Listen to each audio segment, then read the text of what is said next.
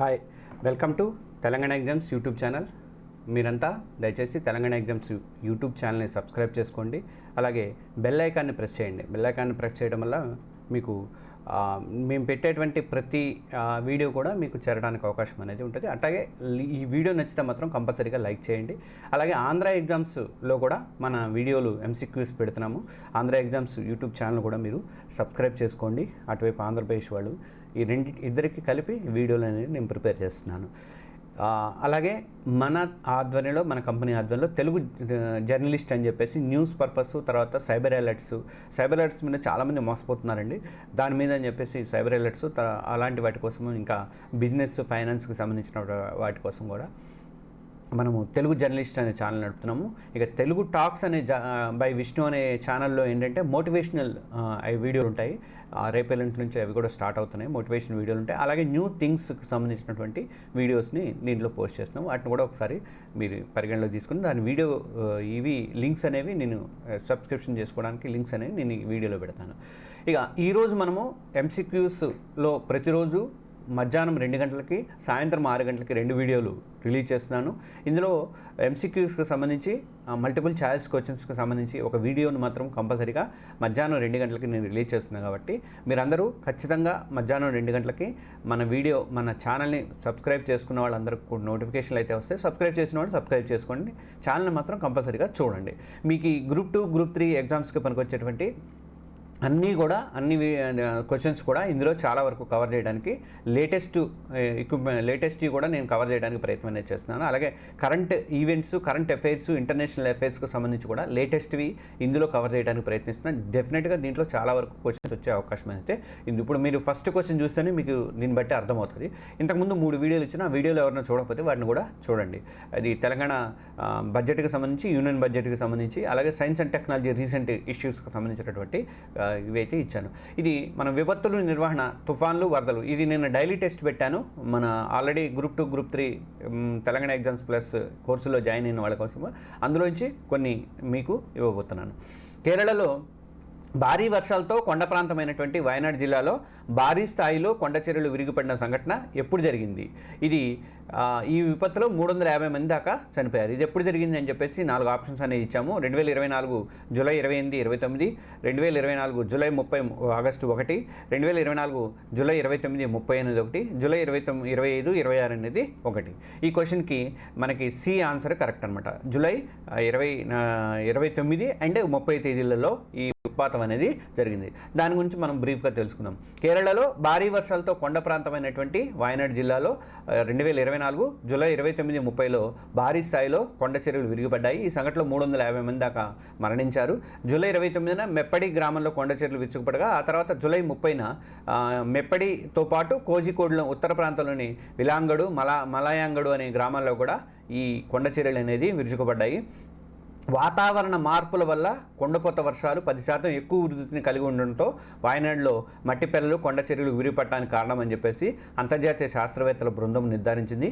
ఈ బృందంలో భారత్తో పాటు అమెరికా, బ్రిటన్, స్వీడన్ దేశాలకు చెందినటువంటి 24 మంది పరిశోధకులు, శాస్త్రవేత్తలు ఇందులో పాల్గొన్నారు. ఇది వాయనాడ్కి సంబంధించింది. 2024 జూలై 29, 30 తేదీలలో భారీ స్థాయిలో కొండ చర్యలు విరిగిపడి 350 మంది దాకా చనిపోయారు. ఇంకా నెక్స్ట్ వెళ్దాం. భారతీయ అంతరిక్ష పరిశోధన సంస్థ ఇస్రో రూపొందించిన landslide atlas of India 20 ఏళ్లుగా వాయనాడ్ జిల్లాతో పాటు కేరళలో ప్రమాదకరమైన ప్రాంతాలను డాక్యుమెంటరీ రూపంలో చిత్రీకరిస్తుంది. ఇందులో భాగంగానే తాజాగా వాయనాడ్ జిల్లాలో సంభవించినటువంటి భారీ ప్రమాదాన్ని కూడా చిత్రీకరించింది. అయితే వాయనాడ్లోని కొండ చర్యలు జారిపడిన దృశ్యాన్ని విలయానికి ముందు, తర్వాత చిత్రాలను ఏ ఉపగ్రహాలు రికార్డ్ చేశాయి? ఇది మనకి 2 ఉపగ్రహాలు వాటిని రికార్డ్ చేశాయి. ఏంటి అనేది ఇక్కడ ఇచ్చాను. ABCD ఆప్షన్స్ ఇచ్చాను. దీంట్లో ఇన్సాట్ 3DS, ఇన్సాట్ 3D అనేది ఒకటి, కల్పన 1, ఇన్సాట్ 2E ఒకటి, కార్టోసాట్ 3 రీసాట్ అనేది ఒకటి, తర్వాత ఇన్సాట్ 2B, తర్వాత స్కాట్సాట్ 1. వీటిలలో ఏది కరెక్టు అని అంటే ఇందులో C correct. Cartosat 3N RISAT అనేది ఈ రికార్డులని వాయనాడులో జరిగినటువంటి విలయాన్ని రికార్డు చేసింది. ఇది ఎలా జరిగిందంటే ఇస్రో అనుబంధ సంస్థ national remote sensing centre NRSC అంతరిక్షం నుంచి తీసినటువంటి ఈ 3D చిత్రాలను విశ్లేషించింది. ఈ 3D చిత్రాల ప్రకారం సముద్ర మట్టానికి 1550 మీటర్ల ఎత్తు నుంచి కొండ చర్యలు విరిగిపడ్డాయి. ఈ ప్రభావంతో 80,000 చదరపు మీటర్ల భూభాగము లోతట్టు ప్రాంతానికి జారిపడినట్లుగా తేలింది. ఈ శిథిలాలు పరిసరాల్లోని ఇరువంజిపుళ నదిలో పరిసరాల్లో ఉన్నటువంటి ఇరువంజిపుళ అనే నదిలో దాదాపు 8 కిలోమీటర్ల దూరం దాకా కూడా వేగంగా కొట్టుకుపోయాయి. ఈ దాటికి నది ఒడ్డు భాగం వరుసకుపోయినట్లుగా కూడా ఈ నివేదికలు అనేది వెల్లడించినాయి. ఇది నేషనల్ రిమోట్ సెన్సింగ్ సెంటర్ ఆధ్వర్యంలో అంతరిక్షం నుంచి తీసినటువంటి ఈ 3D చిత్రాన్ని విశ్లేషించి చెప్పారన్నమాట. నెక్స్ట్ క్వశ్చన్, కేరళలోని వాయనాడులో కుండపోత వర్షం కొండ చర్యలు విరిగిపడిన సంఘటనతో మాధవ్ గడ్గిల్ కమిటీ గురించి ప్రస్తావనకు వచ్చింది. ఈ కమిటీ ఎప్పుడు సిఫార్సులు సమర్పించింది? ఇది చాలా చాలా ఇంపార్టెంట్ బిట్ అండి. అవసరమైతే మీరు నెట్లో ఒకసారి కొట్టుకొని మాధవ్ గాడ్గిల్, నేను కూడా కొంత ఇన్ఫర్మేషన్ ఇచ్చాను, మాధవ్ గాడ్గిల్ కమిటీ గురించి కొంత అయితే మీరు తెలుసుకోవాల్సి ఉంటుంది. ఎందుకంటే డిజాస్టర్ ఎన్విరాన్మెంట్ టాపిక్ కింద కంపల్సరీగా క్వశ్చన్ వచ్చే అవకాశాలు అయితే ఉన్నాయి. ఇది 2011, 2022, 2013, 2014 వీటిలో ఎప్పుడు ఈ కమిటీ సిఫార్సులు సమర్పించింది అంటే 2011లో ఈ కమిటీ తమ సిఫార్సులు అనేవి సమర్పించింది. అయితే 2011లోనే కేంద్ర ప్రభుత్వం పశ్చిమ కనుమల పరిరక్షణ కోసం అని చెప్పేసి పర్యావరణవేత్త అయినటువంటి మాధవ్ గాడ్గిల్ ఆధ్వర్యంలో నిపుణుల కమిటీని వేసింది. అరుదైన జీవజాలానికి ఆవాసమైనటువంటి దట్టమైన అరణ్యాలు ఉన్నందువల్ల గుజరాత్, తర్వాత మహారాష్ట్ర, కర్ణాటక, గోవా, కేరళలకు విస్తరించినటువంటి పశ్చిమ కనుమల్లో 70% మేర ప్రాంతాన్ని పర్యావరణ రీత్యా సున్నితమైనదిగా ప్రకటించాలని చెప్పి కమిటీ సిఫార్సు చేసింది. 75% ఏ రాష్ట్రాల్లోనే అంటే గుజరాత్లో ఉంది, మహారాష్ట్ర, కర్ణాటక, గోవాలకు, కేరళ వీటన్నిటికి కూడా ఈ పశ్చిమ కనుమలు అనేవి విస్తరించి ఉన్నాయన్నమాట. వీటిని సున్నితమైనవిగా ప్రకటించాలని చెప్పి కమిటీ సిఫార్సు చేసింది.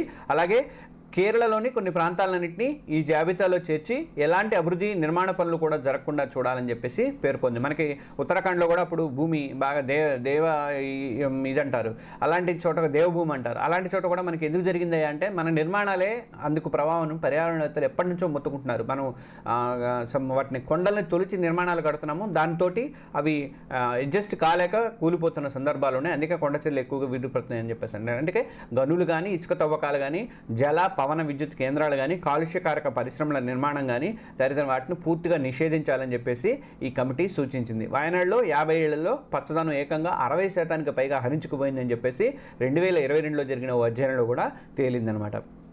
ఇది మాధవ్ గాడ్గిల్ కమిటీకి సంబంధించినటువంటి రిపోర్టు. ఈ రిపోర్టు మీద క్వశ్చన్స్ వచ్చే అవకాశం ఉంది కాబట్టి కంపల్సరీగా చదువుకోండి.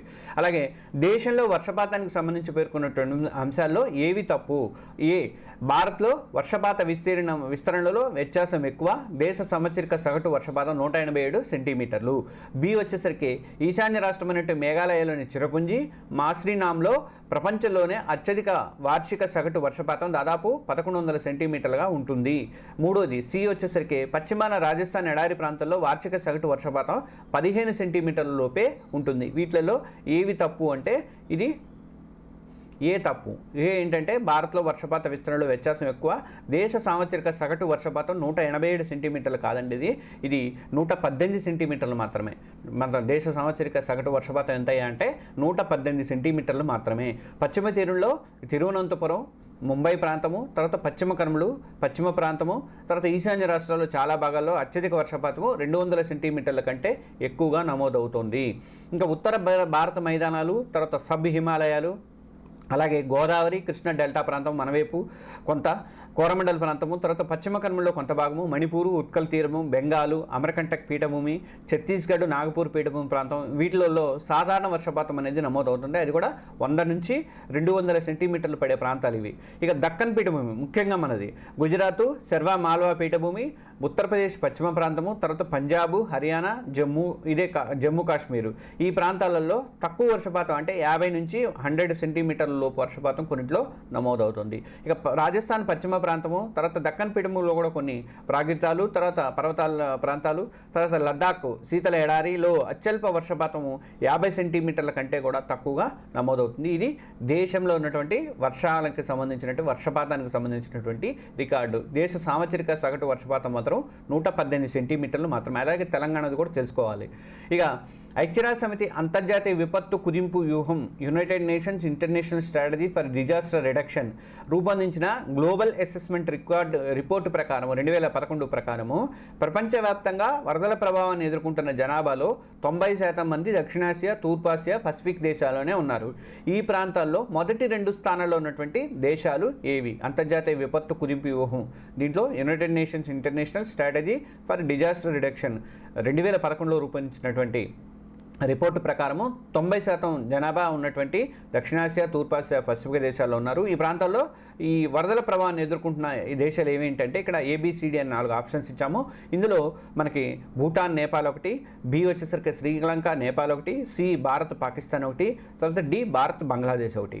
ఇది ఏది కరెక్టే అంటే భారత్, బంగ్లాదేశ్ కరెక్ట్ ఉంటుంది. భారత్, బంగ్లాదేశ్లో ఎక్కువ జనాభా వరదల ప్రభావాన్ని ఎదుర్కొంటున్నారు. మనకి గత దశాబ్దంలో ప్రపంచవ్యాప్తంగా వరదల ప్రభావాన్ని ఎదుర్కొంటున్న దేశాలలో చైనా ఒకటి, ఇండియా ఒకటి, బంగ్లాదేశ్ ఒకటి, జర్మనీ, పోలాండ్, మొజాంబిక్, అమెరికా ఈ వరుస క్రమంలో ఉన్నాయన్నమాట. ప్రపంచవ్యాప్తంగా మానవుల జీవనోపాధికి తీవ్ర నష్టం కలిగించే విపత్తుల్లో అత్యంత విధ్వంసకర విపత్తులు వరదలు అని చెప్తారు. ప్రపంచం మొత్తం కూడా విపత్తు నష్టాల్లో అత్యధికంగా 30% ఈ వరదల వల్లే జరుగుతోంది. దీని తర్వాత స్థానంలో 21% నష్టం తుఫాన్ల వల్ల కలుగుతోంది. The human cost of weather related disaster పేరుతో ఐక్యరాజ్య సమితి తెలిపినటువంటి నివేదిక ప్రకారము 1995-2015 మధ్య ప్రపంచవ్యాప్తంగా వరదల వల్ల 230 కోట్ల మంది ప్రభావితమయ్యారు. అలాగే 157,000 మంది ఈ వరదల కారణంగా, తుఫాన్ల కారణంగా చనిపోయారు. మొత్తం జల వాతావరణ విపత్తుల్లో ఈ నష్టం అనేది 56% దాకా ఉందని చెప్పి ఈ ఐక్యరాజ్య సమితి నివేదిక అనేది తెలిపింది. కాబట్టి మనకి మెయిన్గా మనం బంగ్లాదేశ్ ఒకటి, ఇండియా ఒకటి, మన ఆసియా ఖండంలో ఎక్కువగా ఈ వరదల ప్రభావం, ఇక్కడ ప్రజలే ఎక్కువ వరద ప్రభావానికి గురవుతున్నారు. ఇక ఇంకో question, building materials technology promotions council ప్రకారము భారతదేశంలో వరదలకు సంబంధించి ఈ కింది ప్రకటనలో ఏవి సరైనవి? ప్రపంచం మొత్తం వరద మరణాల్లో 1/5 ఉందంటే 20% మన దేశంలోనే సంభవిస్తున్నాయి. భారత్లో మొత్తం విపత్తు నష్టంలో 52% వరదల వల్లే జరుగుతోంది అనేది ఒకటి. ఇంకోటి, దేశ వైశాల్యంలో 40 మిలియన్ హెక్టార్ల భూమి వరద ప్రభావానికి గురవుతుంది. ఇది దేశ వైశాల్యం మొత్తంలో కూడా 12% అని చెప్పేసి ఈ 2 స్టేట్మెంట్లు ఉన్నాయి. ఈ 2 స్టేట్మెంట్లలో ఏది కరెక్టు అంటే ఇక్కడ ఆప్షన్స్ ఇచ్చాం కదా, దీంట్లో 1, 2 అంటే 2 కూడా కరెక్టే అనమాట. మనకి దేశంలో ఉత్తర ఈశాన్య ప్రాంతాలు ఏటా వరద ముప్పు ఎదుర్కొంటున్నాయి. అలాగే దేశంలోని అన్ని నదీ పరివాహక ప్రాంతాలలో వరదలు అనేవి కంపల్సరీగా సంభవిస్తున్నాయి. ముఖ్యంగా గంగా, బ్రహ్మపుత్ర నదీ పరివాహక ప్రాంతాల్లో ఎక్కువ వరద పీడిత ప్రాంతాలుగా మిగిలిపోతున్నాయి. ఉధృత పరంగా చూస్తే ఉత్తరప్రదేశ్, బీహార్, అస్సాం, పశ్చిమ బెంగాల్, ఒడిశా రాష్ట్రాలు ఎక్కువగా వరదల బారిన పడుతున్నాయి. ఈ క్వశ్చన్స్ చాలా ఇంపార్టెంట్ అండి. మీకు బేసిక్స్ నుంచి తెలుసుకోవడానికి అవకాశం అనేది ఉంటుంది. బేసిక్స్ నుంచి నేను కరెంట్ ఈవెంట్స్ వరకు కూడా అన్ని వాయనాడు వరకు కూడా కవర్ చేసుకుంటూ వస్తున్నాను అనమాట. ఇక గంగానదీ తీరంలో ఇంకో క్వశ్చన్ ఇది. గంగానది పరివాహక ప్రాంతంలోని ఉత్తర భాగం ఉపనదుల వల్ల వరదల ప్రభావం తీవ్రంగా పడుతోంది. ఈ కింది ప్రకటనలు ఏవి సరైనవి అంటే ఉత్తరప్రదేశ్లో శారదా, గాగ్రా నదుల వల్ల, బీహార్లో కోసి, తర్వాత గండక్ నదుల వల్ల ఎక్కువగా వరదలు సంభవిస్తున్నాయి అనేది ఏ స్టేట్మెంట్. బి స్టేట్మెంట్ వచ్చేసరికి పశ్చిమ బెంగాల్లో దక్షిణ భాగంలో దామోదరు, జయా నదులు, వాటి ఉపనదుల వల్ల వరదలు సంభవిస్తున్నాయి. ఈ 2 స్టేట్మెంట్లలో ఏది correct? Only A, both A and B, none of these, only B. వీటిలో ఏది కరెక్ట్ అయ్యా అంటే B correct. Both A and B are correct అనమాట. ఉత్తరప్రదేశ్లో శారదా, గాగ్రా నదుల వల్ల వరదలు అనేవి వస్తున్నాయి. తర్వాత బీహార్కి వచ్చేసరికి కోసి, గండక్ నదుల వల్ల ఎక్కువ వరదలు సంభవిస్తున్నాయి. పశ్చిమ బెంగాల్కి వచ్చేసరికి దక్షిణ భాగంలో దామోదరు, జయా నదుల వల్ల, వాటి ఉపనదుల వల్ల కూడా వరదలు అనేవి ఎక్కువగా వస్తున్నాయి. ముఖ్యంగా బ్రహ్మపుత్ర, బరాక్ నదుల పరివాహక ప్రాంతాల్లో ఉన్నటువంటి నదులు, వాటి ఉపనదులతో అస్సాం ఎక్కువగా వరద ప్రభావానికి గురవుతోంది. ఈ పరివాహక ప్రాంతాల్లో పశ్చిమ బెంగాల్, ఉత్తర భాగంలో జల్దాకా, తీస్తా, తోర్సా నదులు కూడా వరదలకు కారణమవుతున్నాయి. మణిపూర్లో తిలాంగు, నంబులు, చెస్కి, తోబుల్ నదులు. అలాగే అధిక వర్షాల వల్ల ఇంఫాల్లో కూడా కొన్ని ప్రాంతాలు ముంపును గురవుతున్నాయి. ఇవన్నీ కూడా నిన్న డైలీ టెస్ట్లో మేము పెట్టినటువంటి తెలంగాణ ఎగ్జామ్స్ ప్లస్ యాప్లో నిర్వహిస్తున్నటువంటి డైలీ టెస్ట్లో పెట్టినటువంటి టెస్ట్లో వచ్చినటువంటి క్వశ్చన్స్ ఇవి. దానికి వివరణలు ఇచ్చే ప్రయత్నం అనేది ఇక్కడ నేను చేస్తున్నాను అన్నమాట. ఇంకా విపత్తులు, నిర్వహణ, తుఫాన్లు, వరదలు ఈ టాపిక్ సంబంధించి మనం చెప్పుకుంటున్నాము. భారతదేశంలో వరదలకు సంబంధించి ఈ ప్రకటనలు క్షుణ్ణంగా చదవండి. ఒకటి, భారత వాయువ్య నదీ పరివాహక ప్రాంతాల్లో జీలం, చీనాబ్, రావి, సట్లెజ్, బియాస్, గగ్గర్ నదీ పరివాహక ప్రాంతాల్లో వరదలు ఎక్కువగా వస్తున్నాయి. అలాగే రెండోది మధ్య భారత్, దక్కన్ పరివాహక ప్రాంతాల్లో గోదావరి, కృష్ణ, కావేరి, పెన్న, తుంగభద్ర, అలాగే నర్మద మొదలైన నదుల పరివాహక ప్రాంతాలలో వరదలు ఎక్కువగా వస్తున్నాయి. ఇక మూడో స్టేట్మెంట్ వచ్చేసరికి ఒడిశాలోని మహానది, వైతరిణి, బ్రాహ్మణి నదీ పరివాహక ప్రాంతాలు వరద ముప్పును ఎక్కువగా ఎదుర్కొంటున్నాయి. వీటిలో ఏవి సరైనవి అని ఒక 3 స్టేట్మెంట్లు ఇచ్చాము.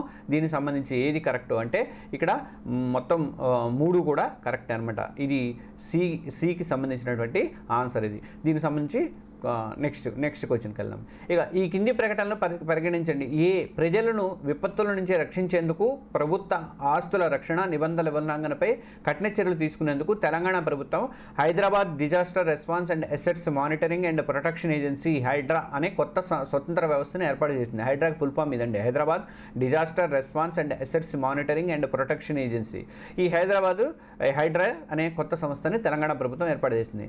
బి వచ్చేసరికి జిహెచ్ఎంసీ పరిధితో పాటు శివారు మున్సిపాలిటీలు, కార్పొరేషన్లు, గ్రామ పంచాయతీల పరిధిలోని 2000 చదరపు కిలోమీటర్ విస్తీర్ణంలో హైడ్రా విధులు నిర్వర్తిస్తుంది. మూడోది వచ్చేసరికి హైడ్రా కమిషనర్గా మాజీ ఐఏఎస్ అధికారి ఆకునూరి మురళిని తెలంగాణ ప్రభుత్వం నియమించింది. ఈ మూడిట్లో ఏది స్టేట్మెంట్ ఏది తప్పు అని ఇచ్చాను నేను ఏబిసిలలో. ఇందులో మీ అందరికీ తెలుసు సి అనేది తప్పు. హైడ్రా కమిషనర్గా రంగనాథ్ని తెలంగాణ ప్రభుత్వం నియమించింది. మరి ఆకునూరి మురళి గారు ఏంటి అంటే మాజీ ఐఏఎస్ ఆకునూరి మురళి గారు విద్యాశాఖ కమిషనర్గా నియమితులయ్యారు. ఇది Hyderabad disaster response and assets protection agency ఈ హైడ్రా పరిధిలోకి 33 గ్రామాలను చేర్చారు. మొత్తం హైడ్రా పరిధి 2053 చదరపు కిలోమీటర్లు. అందులో 33 గ్రామ పంచాయతీల విస్తీర్ణం 376.28 చదరపు కిలోమీటర్ల దాకా ఉంది. దీనికి హైడ్రా అనేది ప్రస్తుతం మీ అందరికీ తెలుసు అది వివాదాస్పదం అవుతుంది. సరే, మనకి ఇక్కడ క్వశ్చన్ కావాలంటే క్వశ్చన్ వరకే మనం చూసుకుందాం. ఇంకా నెక్స్ట్ క్వశ్చన్.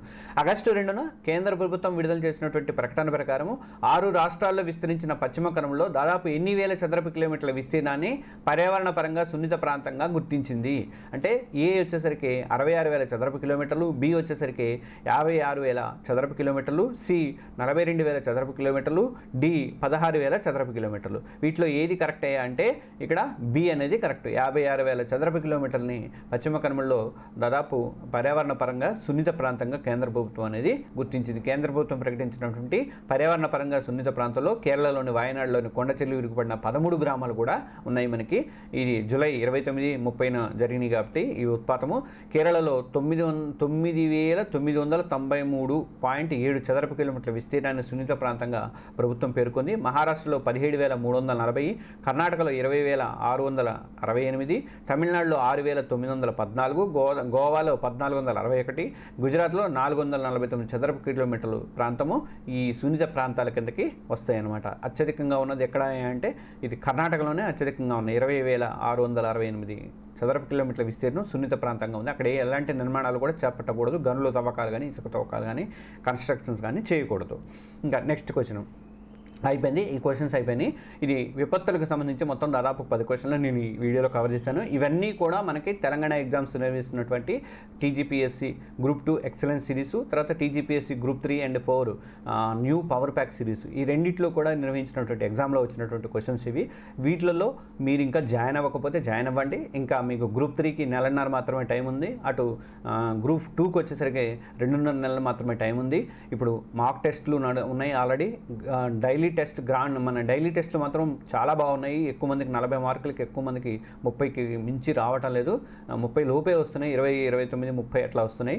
కాబట్టి అవి చాలా ఇంపార్టెంట్. అవితో పాటుగా గ్రాండ్ టెస్ట్లు కూడా నేను షెడ్యూల్ ఇస్తున్నాను. నెక్స్ట్ వీక్ నుంచి గ్రాండ్ టెస్ట్లు స్టార్ట్ అవుతాయి. గ్రూప్ 2కి గ్రూప్ 3కి కూడా గ్రాండ్ టెస్ట్లు స్టార్ట్ అవుతాయి. కాబట్టి ఆ కోర్సు లింకులు ఈ వీడియో డిస్క్రిప్షన్లో ఉన్నాయి. ప్రతి ఒక్కళ్ళు ఈ వీడియో చూసిన ప్రతి ఒక్కళ్ళు కూడా కోర్సులో జాయిన్ అవ్వండి. మీకు చాలా ఉపయోగకరంగా ఉంటుంది. తర్వాత మీరే చెప్తారు. రేట్లు కూడా ఎంతో లేవండి. 6 నెలలకి 250 రూపాయలు, తర్వాత మన ఏడాదికి వచ్చేసరికి 450 రూపాయలు మాత్రమే ఉంది. మీరందరూ కూడా ఈ వీడియోని చూసినందుకు మీ అందరికీ కూడా కృతజ్ఞతలు. Please subscribe our Telangana exams YouTube channel and Andhra exams YouTube channel. ఈ రెండింటిని కూడా సబ్స్క్రైబ్ చేసుకోండి. అలాగే మీరు రెగ్యులర్ అప్డేట్స్ కోసం అని చెప్పేసి examcenter247.com అనేది మన వెబ్సైట్ని కూడా విజిట్ చేయండి. అలాగే మన సంస్థ ఆధ్వర్యంలో ఉన్నటువంటి Telugu journalist news and business purpose, ముఖ్యంగా సైబర్ క్రైమ్ అలర్ట్స్, వీటికి సంబంధించి తెలుగు జర్నలిస్ట్ అనే ఛానల్ సబ్స్క్రైబ్ చేసుకోండి. అలాగే న్యూ థింగ్స్ గురించి తెలుసుకోవడానికి, మనకి తెలియని విషయాలు కొన్ని తెలుసుకోవడానికి Telugu talks, plus motivational, inspirational మీ జీవితాన్ని పనికొచ్చే వాటి కోసం అని చెప్పేసి తెలుగు టాక్స్ని ఈ ఛానల్ కూడా సబ్స్క్రైబ్ చేసుకోండి. Thank you.